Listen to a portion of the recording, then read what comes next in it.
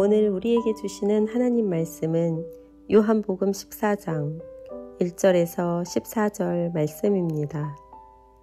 너희는 마음에 근심하지 말라. 하나님을 믿으니 또 나를 믿으라.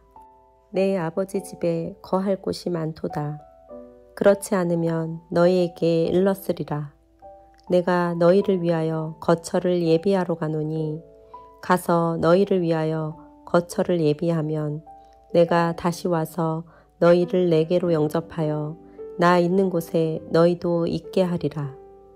내가 어디로 가는지 그 길을 너희가 아느니라. 도마가 이르되 주여 주께서 어디로 가시는지 우리가 알지 못하거늘 그 길을 어찌 알겠사옵나이까. 예수께서 이르시되 내가 곧 길이요 진리요 생명이니 나로 말미암지 않고는 아버지께로 올 자가 없느니라. 너희가 나를 알았더라면 내 아버지도 알았으리로다. 이제부터는 너희가 그를 알았고 또 보았느니라. 빌립이 이르되 주여 아버지를 우리에게 보여주옵소서. 그리하면 족하겠나이다.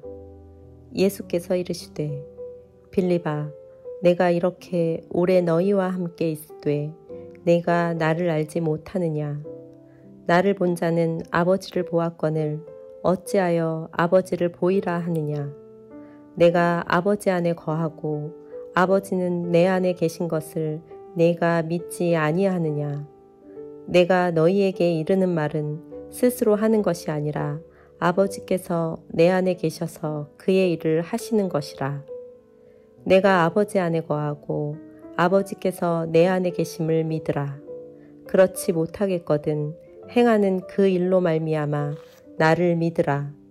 내가 진실로 진실로 너희에게 이르노니 나를 믿는 자는 내가 하는 일을 그도 할 것이요 또한 그보다 큰 일도 하리니 이는 내가 아버지께로 감이라. 너희가 내 이름으로 무엇을 구하든지 내가 행하리니 이는 아버지로 하여금 아들로 말미암아 영광을 받으시게 하려 함이라. 내 이름으로 무엇이든지 내게 구하면 내가 행하리라.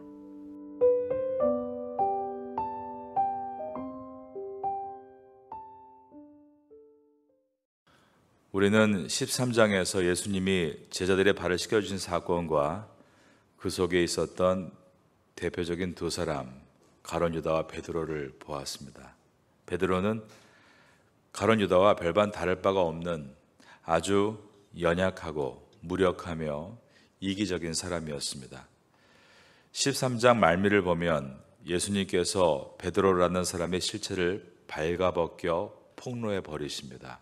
베드로는 주님이 자신에게 나의 가는 곳에 내가 지금은 따라올 수 없다라고 말씀을 하시자 무슨 말씀입니까? 제가 주님을 위해 목숨을 버릴 준비가 되어 있습니다 라며 자신의 의지를 밝혔지만 그럴 때 보통 어떻게 대답을 합니까? 그래 마음만이라도 고맙다 혹은 역시 나의 수제자였구나 라고 말씀하신 것이 아니라 베드로를 칭찬하신 것이 아닌 아주 의외의 말씀을 하신 것입니다. 내가 나를 위해 목숨을 버리겠다고? 베드로야 너는 닭 울기 전에 3번이나 나를 부인하게 될 것이다 라고 말씀하시므로 베드로를 아주 머쓱하게 만드신 것입니다. 왜 그러셨을까요? 설사 베드로가 그렇게 연약한 자인 것을 미리 아셨다 할지라도 많은 제자들 앞에서 그렇게 망신을 주는 것 같은 그렇게 말씀하실 것은 아니었다고 보여집니다. 하지만 이 말씀은 13장의 결론을 보여주고 있습니다. 13장 1절에서 6월절 전에 예수께서 자기가 세상을 떠나 아버지께로 돌아가실 때가 이른 줄 아시고 세상에 있는 자기 사람들을 사랑하시되 그 다음 보니까 끝까지 사랑하시니라. 이처럼 구원이란 하나님 측에서 준비하신 끝까지 사랑하심에 의해서 이루어지는 것이지 결단코 인간 측에서의 결단이나 열심 등의 근거가 되는 것이 아니라는 것을 이 베드로에게 하신 말씀을 통해 확신을 시켜주신 것입니다. 구원은 베드로가 주님을 위해서 죽은 것에서 비롯되는 것이 아니라 주님이 우리를 위해서 죽으심으로 완성이 되는 것이다 라는 것을 제자들과 앞으로 모든 세대의 교회에게 분명하게 보여주시기 위해 이렇게 말씀하신 것이었습니다. 예수님은 계속해서 여전히 그렇게 자신들의 힘과 열심을 의지하고 있는 제자들에게 근심하지 말라라고 하십니다. 그것이 오늘 본문의 1절 말씀입니다. 요한복음 14장 1절을 보겠습니다. 너희는 마음에 근심하지 말라. 하나님을 믿으니 또 나를 믿으라. 앞에 13장에서는 구원의 주도권에 관한 문제와 인간의 자기 부인에 관한 이야기를 해오던 차였습니다. 그런데 갑자기 근심이라는 주제가 튀어나오고 있습니다. 근심이라는 것 또한 자기 부인이 아닌 자기 주장에서 기인하는 것이기 때문입니다. 14장을 13장과 별개로 봐서는 안 됩니다. 성경은 원래 장과 절이 없었죠. 그런데 사람들이 함께 읽고 같이 찾기 위해서 후대에 장과 절을 붙여놓은 것입니다. 그러므로 오늘 본문은 위의 내용과 연결됐을 때 더 크게 이해할 수 있습니다. 여러분, 인간들이 갖고 있는 근심이라는 것의 주된 내용이 무엇일까요? 먹을 것, 입을 것, 마실 것, 사고 당하는 것, 병에 걸리는 것, 죽는 것 등입니다. 그런데 이러한 근심이 왜 생기는 것입니까? 엄밀히 얘기하면 그 근본은 죄 때문입니다. 원래 인간은 근심이 없는 존재로 지음받지 않았습니까? 왜냐하면 그 근심의 동기들을 완벽하게 제어하시고 통제하시는 분이 인간의 삶을 전적으로 책임져 주기로 약속하셨기 때문이었습니다. 하지만 인간이 사탄의 유혹으로 죄악에 빠지고 그 절대 존재를 거부하고 떠나버린 후부터, 죄악이 시작된 것부터 근심이 시작이 되었습니다. 그때부터 인간은 근심과 염려로 점철되어 있다라고 말할 수 있는 것입니다. 왜냐하면 인간은 그때부터 결핍과 부족 속에서 스스로의 힘으로 자신을 보호하고 행복하게 만들어 나가야 했기 때문입니다. 근심의 뿌리가 무엇일까요? 왜 근심합니까? 왜 염려되는 것입니까? 내가 나를 지켜야 되는데 나에게 그만한 힘이 없다는 데에 대한 불안감입니다. 그렇게 모든 근심은 앞으로 무슨 일이 일어날지 모른다는 불안감에서 옵니다. 앞으로 무슨 일이 일어날지를 모른다는 불안감은 미래의 일을 내가 통제할 수 없다는 한계를 알기 때문에 생기는 것들입니다. 그래서 사람들은 미래의 일을 통제할 수 있는 방법들을 찾아갑니다. 상인들은 그 욕구를 충족하기 위해 여러 상품들을 개발해내고 각종 보험 상품이 미래에 대한 불안감을 없애준다며 광고합니다. 많은 사람들이 주식과 부동산에 투자하는 것도 결국 미래를 어떻게든 조금 더 안정되게 만들어 보려는 미래에 대한 통제입니다. 건강을 지키기 위해서 언제 다칠 모를 건강의 악화를 대비하기 위해 운동도 하고 보약도 먹습니다. 그런 것이 어느 정도 마련되고 준비된 사람들은 근심이 적다라고 부러워하기도 합니다. 하지만 근심거리가 전혀 없는 사람은 이 땅에 한 사람도 없습니다.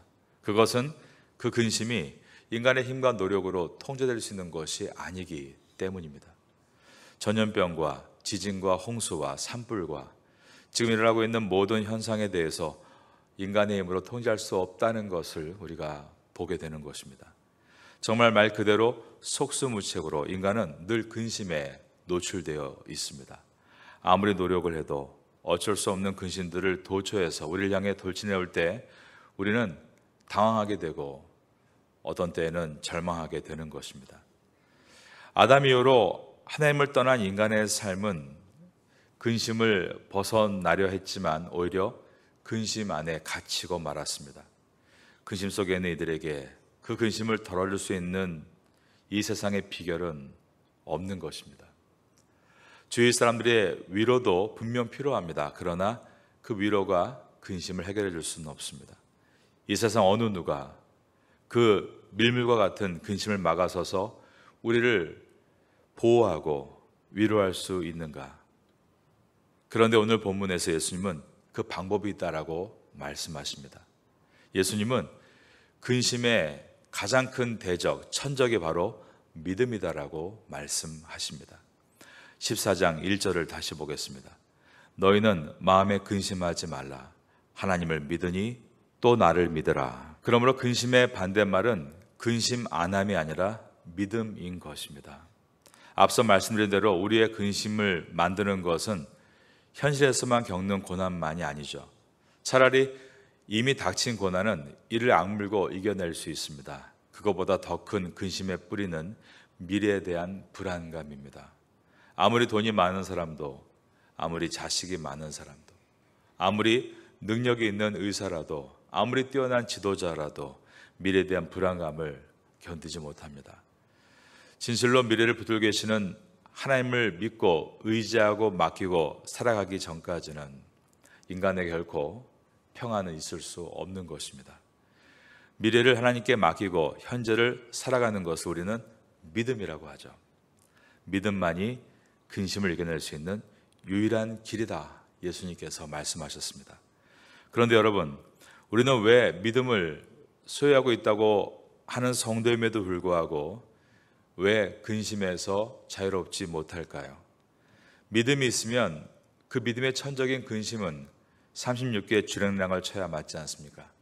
그런데 믿음이 있다고 하는 교회 안의 사람들조차 근심이 떠나질 않습니다. 왜 그럴까요? 그것은 믿음은 완료형으로 이미 우리에게 수여된 것이기도 하지만 또한 현재형으로 성숙되어져 가야 할 것이기도 하기 때문입니다. 우리는 믿음이라는 것이 전적인 하나님의 선물이라는 것을 요한복음을 통해 배우고 있습니다. 그런데 예수님께서 그 믿음을 굳게 하라, 이것은 무슨 뜻일까요? 우리가 사도 베드로의 이야기를 한번 보려고 합니다. 베드로는 자신의 의지와 결단으로 주님을 위해 죽는 것이 믿음인 줄 알았습니다. 우리도 그럴 때 많이 있습니다. 이렇게 열심히 하면 믿음이다. 그런데 주님은 그가 내어놓은 자신의 믿음에 대해서 다 부수시면서 믿음은 내가 나를 위해 죽는 것이 아니라 내가 너를 위해 죽고 너를 위해 구원해 내었다는 것을 아는 것이다 라고 말씀하십니다. 그 믿음에 관해서 알게 해주시는 것, 이것이 바로 성경이고, 우리가 성경을 읽는 이유는 그 믿음이란 내가 만들어내는 것이 아니라 하나님께서 나에게 찾아오시고 주시는 것임을 날마다 깨닫게 하기 위해 말씀을 보는 것입니다. 그래서 하나님 말씀인 성경, 나를 사랑하셔서 나를 구원하셨다라는 그 복음을 듣고 매일 읽고 쓰고 묵상하고 그 말씀을 삶으로 살아내면서 우리가 받은 이미 수여받은 믿음을 점점 자라게 만들어 처음에는 한 알의 씨앗이었지만 점점 큰 나무가 되어 열매를 맺는 데까지 이르는 것을 우리 믿음의 과정, 즉 성화라고 부릅니다. 신앙생활에서 이것이 지속적으로 이행되지 않거나 중간에 멈춰버리면 우린 그 순간부터 바로 근심에 노출될 수밖에 없는 것입니다. 너희는 마음에 근심하지 말라. 하나님을 믿으니 또 나를 믿으라. 유대인들은 하나님을 믿었던 사람들입니다. 그것도 철저하게 믿는다고 자부했던 사람들입니다. 그들은 하나님께서 이스라엘을 철저하게 지키고 보호해 주신다는 것을 믿었습니다. 그런데 그러한 선민 이스라엘이 로마의 지배를 받고 있었고, 그러자 그 고통이 이만저만 아닐 때 그들은 근심에 쌓여 있었습니다. 그래서 하나님께서 메시아를 보내시고 자기들을 압제하고 있는 로마의 심판에서 이제 벗어나게 하시고 화려한 다윗의 왕국을 재건하게 해 주실 것이다. 이것이 바로 메시아 신드롬, 그들이 가지고 있던 메시아 사상입니다. 그런데 메시아라고 믿었던 한 사람이 와서 정말 놀랍게 보리떡 5개와 물고기 2마리로 수만 명을 먹이면서 먹는 근심을 해결해 주는 것처럼 보였고, 병이 있는 사람들은 다 나와서 병 고침 받으니 병의 위기에서도 노임 받는 것처럼 보였고, 심지어 죽은 자까지 살리시니 정말 이분이야말로 메시아라고 믿고 열렬히 환영했습니다. 그런데 그렇게 메시아라고 믿던 사람이 계속 죽는다, 죽을 것이다, 나는 죽게 될 것이다 라고 하니 어찌 힘이 빠지지 않았겠습니까? 제자들은 근심에 빠질 수밖에 없었습니다. 그때 주님께서 하신 말씀입니다. 너희가 보지 않는 하나님과 그분의 약속인 메시아의 도래를 기다리며 그 수많은 세월을 믿음으로 이겨 나왔던 것처럼 나를 그렇게 믿어야 한다. 구약의 모든 예언이 나를 위한 것이다. 인내를 부탁하셨고, 내가 비록 이렇게 지금 십자가에 달려 죽는다고 해서 그게 최종적인 실패가 아님을 꼭 기억하라. 소망에 대해서 부탁하셨습니다. 바로 이것이 예수님께서 보여주신 요한복음의 7가지의 표적이고, 그 표적은 이 땅에서 우리의 근심을 해결해 준다는 정도가 아니라 주님께서 십자가에서 우리의 모든 죄를 짊어지시고 죽고 부활하심으로 우리는 믿음의 사람으로 이 모든 근심과 싸워 이기게 될 것이다 라는 말씀이었습니다. 나는 반드시 너에게 돌아올 것이고 그때 너희는 내가 있는 곳으로 영접되어 영원한 안식을 누리게 될 것이다 였습니다. 여러분 어떠십니까? 환경이 어수선한 이때에 많은 사람들이 나라를 위해서도 걱정하고 있고 사업을 위해서도 걱정하고 있고 또 가족을 위해서도 걱정하고 있습니다. 여러분들은 믿음을 갖고 사는 성도입니까? 아니면 걱정에 매몰되어 사는 사람입니까? 우리가 그 믿음이 있다면 우리는 근심에 대해서 반드시 온전하게 해결하며 이겨나가야 됩니다. 14장 2절과 3절을 보겠습니다. 내 아버지 집에 거할 곳이 많도다. 그렇지 않으면 너에게 일렀으리라. 내가 너희를 위하여 거처를 예비하러 가노니 가서 너희를 위하여 거처를 예비하면 내가 다시 와서 너희를 내게로 영접하여 나 있는 곳에 너희도 있게 하리라. 이 말씀의 중요한 포인트는 예수님께서 다시 오신다라는 것입니다. 예수님의 이 약속을 신뢰하고 정말 믿고 나아간다면 인내할 수 있고 근심과 싸워 이길 수 있습니다. 우리는 주님 앞에 나와서 예배를 드리면서 하나님의 약속을 매일 듣는 사람입니다. 무릎을 탁 치며 그렇지, 내가 왜 근심을 하고 있었나 다시 깨닫게 됩니다. 하지만 그 확신이 오래 가지는 않습니다. 어떤 때는 정말 예배당 문을 나서자마자 또 세상 안에 근심으로 우겨쌈을 당하기도 합니다. 오늘 그 문제에 대한 해답을 우리가 찾기 위해 지금 가까이 나아가고 있습니다. 1절에서 너희는 마음에 근심하지 말라. 하나님을 믿으니 또 나를 믿으라. 내 믿음이 과거에 머무르지 않도록 늘 현재가 되도록 부단히 깨어서 말씀 가운데 서라는 말씀이고 예배하라는 뜻이며 기도하며 세상에 나아가라는 뜻입니다. 우리는 그리스도를 향한 신뢰와 소망과 인내의 믿음으로 이처럼 근심을 던져버릴 수 있는 것입니다. 너희는 마음에 근심하지 말라. 하나님을 믿으니 또 나를 믿으라.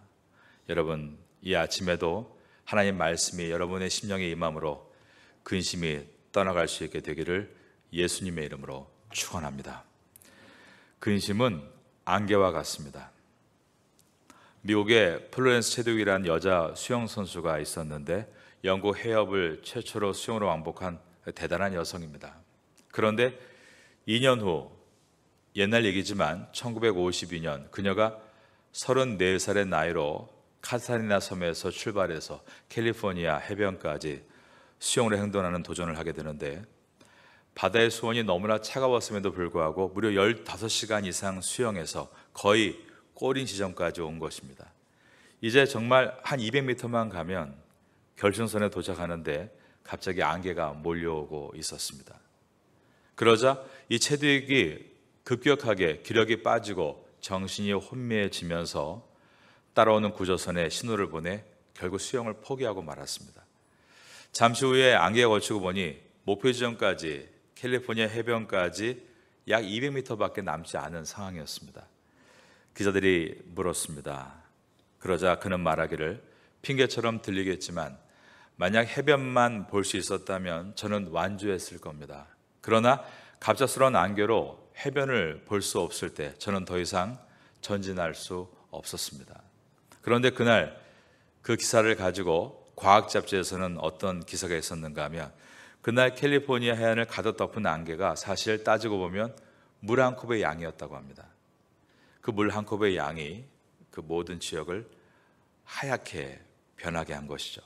아무것도 아니었다는 것입니다. 그렇지만 짙은 안개가 돼서 나타나자 근심이 생겼고 그 근심이 그를 한 발자국도 앞으로 나가지 못하게 한 것입니다. 당장 굶는 것도 아닌데 굶어 죽을지도 모른다는 안개와 같은 근심. 당장 어떻게 될 것도 아닌데 어떻게 안 될 것 같다는 그러한 근심들. 그것은 물 한 컵도 안 되는 짙은 안개와 같은 근심인 것입니다. 여러분들 늘 근심하지만 그날 갔을 때 그렇게 되었나요? 거의 98%는 그렇게 안 됐고 약간의 문제만 있었을 뿐 우린 그렇게 늘 이겨내고 살고 있지만 근심에 묶여 산다는 것을 인정하지 않을 수 없습니다. 지금 당장 아이가 잘못된 것도 아닌데 벌써부터 우리 아이의 미래를 걱정하며 갖고 있는 안개와 같은 근심. 그런 것들을 이제 주님이 함께 하신다는 임재의 믿음으로 이겨내라. 이것이 오늘 본문입니다. 아까 말씀드렸던 플로렌스 체드윅의 이야기를 조금 더 해드리면 이제 그가 다시 도전을 합니다. 그때는 수온이 더 낮았고 안개가 더 짙었습니다. 저도 미국에서 캘리포니아를 운전해 가는데 해안도로죠. 엄청나게 안개가 짙습니다. 그런데 그는 너끈하게 이번에는 캘리포니아 해변에 도달을 한 것입니다. 기자들이 물었습니다. 이번에는 지난번보다 안개가 훨씬 더 짙었는데 어떻게 결승선까지 올 수 있었습니까? 그러자 체드윅은 말하기를 이번에는 수영하는 내내 안개 너머에 있는 아름다운 캘리포니아 해변을 상상하며 헤엄쳤습니다. 라고 말했습니다. 문제를 보지 않았고 문제 너머에 있는 예수 그리스도를 바라볼 때 승리할 수 있습니다. 우리가 하나님 말씀을 보는 시간은 어떤 시간입니까? 문제를 보지 않고 하나님을 보는 시간입니다. 하나님 말씀을 쓰는 시간은 어떤 시간입니까? 문제를 묵상하지 않고 하나님 말씀을 묵상하는 시간입니다. 성경 쓰기가 우리 교회에서 이루어지고 있는데요. 그것은 숙제의 시간이 아니라 하나님과 함께하는 시간이고 묵상의 시간이며 그 시간을 보내고 나서 다시 일어날 때는 마음이 든든해지고 다시 근심과 멀어진 삶을 살아갈 수 있습니다. 물론 그것은 계속 반복돼야 되고 점점 반복되며 우리의 믿음은 나무가 되어갈 것입니다. 여러분 삶 가운데 굳건한 믿음의 반석을 세우고 그 반석 위에 귀한 나무로 자라가시게 되기를 예수님의 이름으로 축원합니다.